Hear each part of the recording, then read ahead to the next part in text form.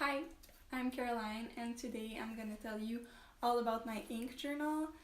My fountain pen videos are the most popular ones on my channel, and I thought that if you didn't know about ink journal, it could be a nice introduction, and if you knew about them, maybe you wanted to know what I put in mine.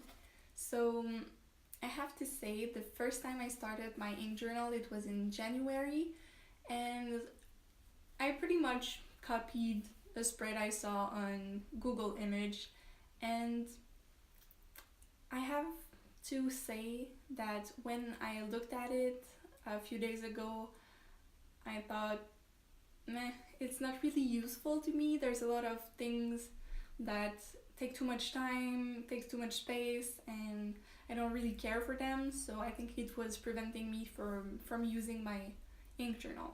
What is an ink journal?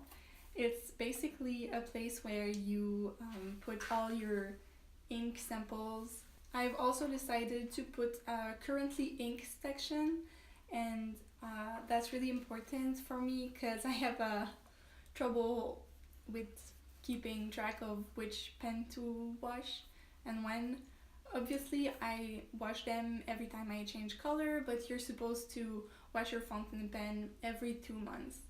And quick tip, use dish soap and warm water, but never use rubbing alcohol or any solvent. So I'm using this Rhodia notepad. It's a dotted paper, and I'm not sure you can tell on camera, but it is a little bit yellower than for example, my Lustrum paper. So it may affect a little bit the ink color, but not that much. Yeah, I like that the paper is thick, so there's no shadowing on the back of the pages.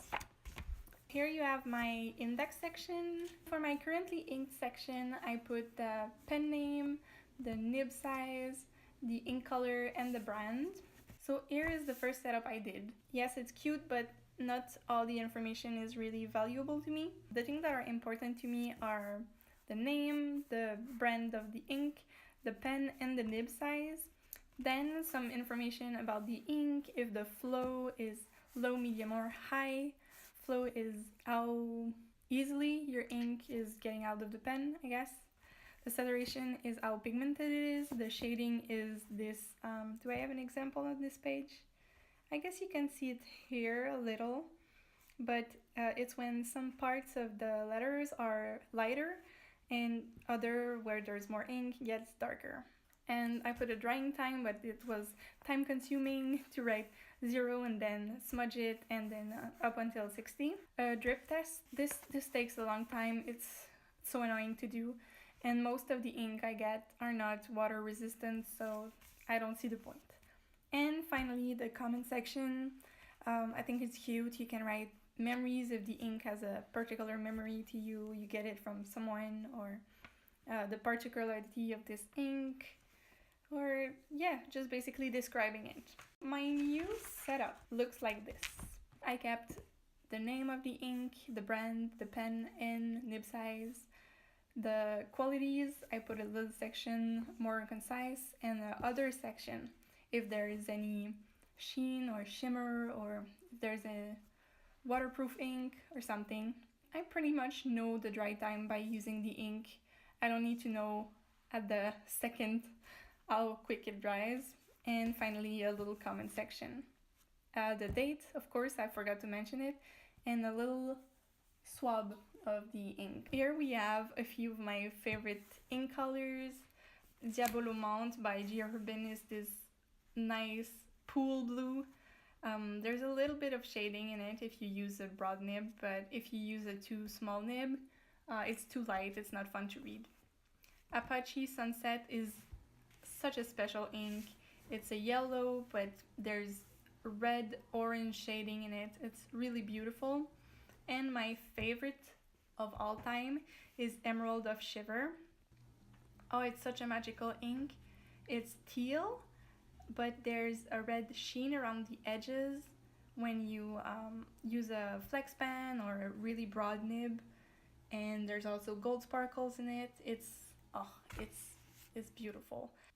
So that's it. Not very complicated.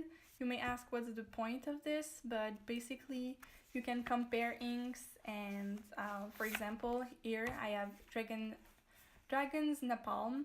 It's a very surprising color and I'm so happy I found that it's a perfect dupe for Neon Coral, a limited edition ink from Lamy.